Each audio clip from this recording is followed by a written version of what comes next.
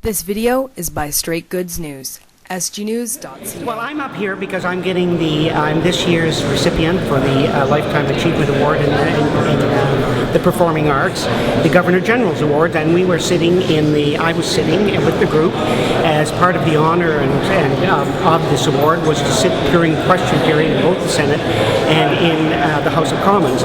And in the House of Commons, I'm sitting there merrily listening to them have their very undignified kind of debate that they're having, but I was astounded that the Minister of Culture, who was speaking for the Prime Minister today, stood up and in a retort to a question raised the predicament of a fellow colleague of mine from Montreal, an actor who is having some tax problems and is getting them cleared up, but made aspersions about that man in court settling it as if he was trying not to pay his taxes. He obviously is paying his taxes.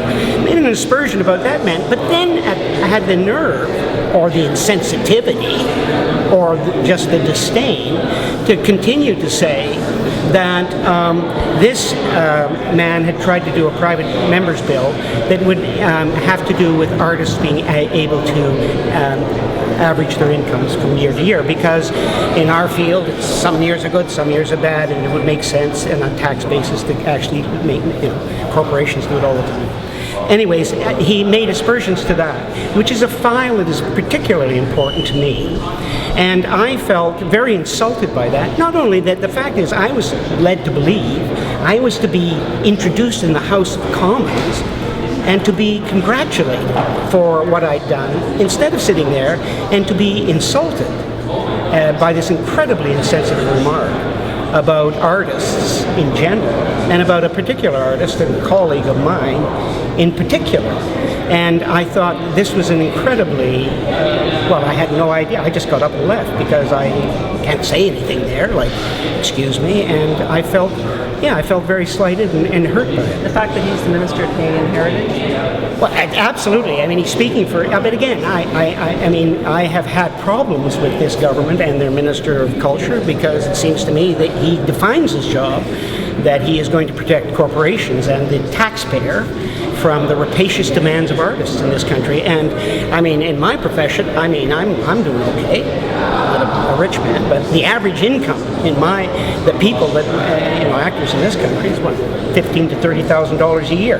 Now, to ask people if they can average that out doesn't seem to me to be much. It would do a tremendous amount for that constituency, and it would do a tremendous amount for this country, because people who do this kind of work, artistic people that do work and produce content, artistic content, in whatever field they do, are incredibly important. Not only to the country in its spiritual and its heart and who it actually is, as well as it's a very lucrative business if it's properly handled. So economically, I mean, we've talked to governments over and over again about what the value of this business is, and you can prove it in dollars and cents that this is a big industry, but first and foremost, it's an art.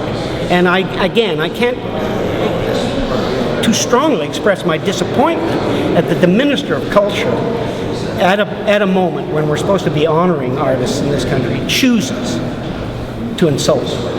It's a very telling remark, I think, about the attitude and the interests of this government, especially in the artistic